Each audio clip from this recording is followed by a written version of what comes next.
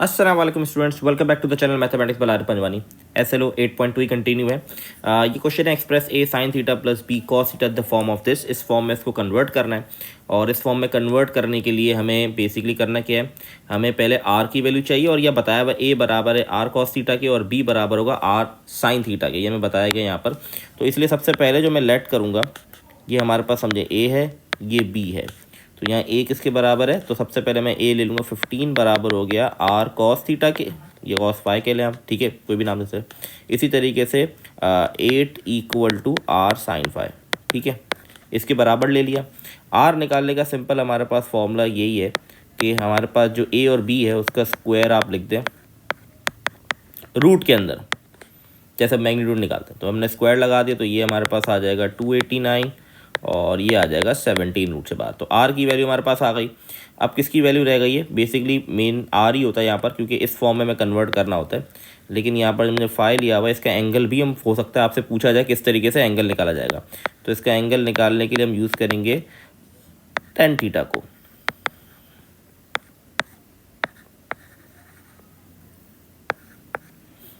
ठीक है, tan theta के फॉर्मूले को हम यूज़ करेंगे। अब हमें इन दोनों की वैल्यूज़ पता है, इसकी वैल्यूज़ भी पता है और इसकी वैल्यू पता है, जो कि हम यहाँ बता चुके हैं। ये 15 के बराबर है, ये 8 के बराबर है। तो मैं इसको इस तरह भी लिख सकता हूँ, tan फाई, ये हमारे पास 8 पहले आ जाएगा क्योंकि ये 8 साइन के बराबर था, तो 8/15।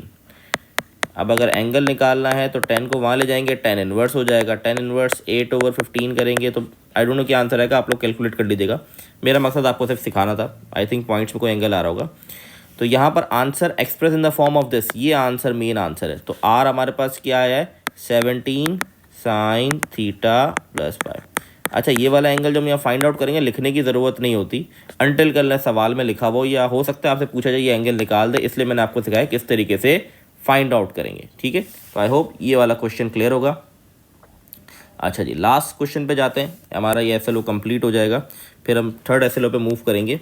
ये इस तरह के सवाल पूछे जाते हैं, ठीक है, कि हमारे पास कहा जा रहा है कि ABC जो है, A + B + C जो है 180 के बराबर है, प्रूफ कर दे 10A + 10B + 10C बराबर है 10A × 10B × 10C। तो सबसे पहला स्टेप मैं क्या करूँगा, जो हमें कंडीशन दी गई है A + B + C 180 के बराबर है, तो C को वहाँ ले जाऊँगा, क्या हो जाएगा मेरे पास, C- हो जाएगा। तो इसका मतलब ये है मेरे पास A + B जो है वो मेरा किसके बराबर हो गया, 180 - 10 के, 180 - C के, सॉरी। अब यहाँ पर करना क्या है, यहाँ पर मैं लिख दूंगा मल्टीप्लाई, या कह दें taking 10 on both side, taking 10 on both side.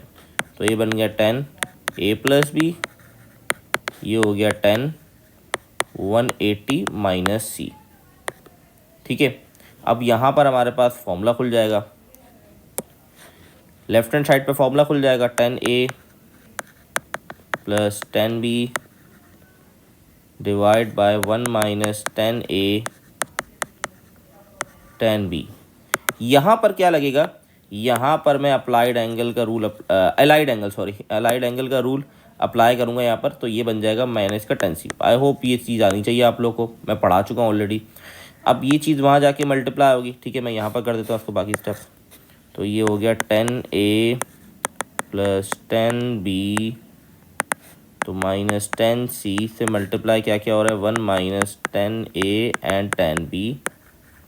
अब 10 से अंदर जाके मल्टीप्लाई होगा 10A + 10B, तो क्या -10C + 10A 10B and 10C।